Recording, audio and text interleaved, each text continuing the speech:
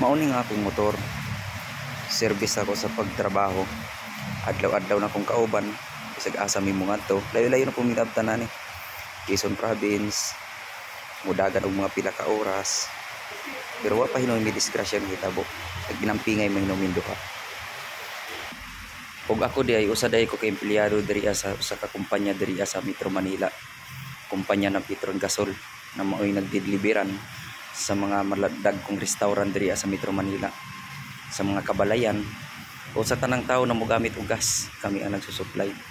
Mao ning mga truck na among gamit sa pag-deliver o gamit namo sa paghauling o kargahanan ng mga tangke.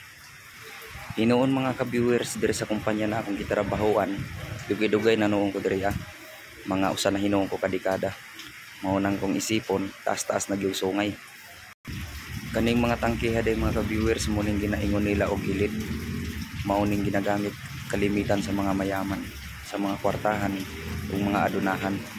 Kani pud siyang mga dagkoa ng mga tangke mao po ning ginagamit sa mga dagkong restaurant, Jollibee, Chowking, KFC ug Aristocrat na among ginasuplayan. Hapon na mga ka-viewers, panahon na pud sa akong pag-uli, pero wa pagigikoy sa mouli kay nagpatuwang-tuwang isa ko sa uwan. Ahak ning panahon na kung kano sa ta mouli mo pahinom mo buno kang uwan. Nya wa pagyud ta kadaog kapote. Salamat mga ka-viewers sa inyong pagpanood. Utob na lang diri sunod na pod video na akong i-upload.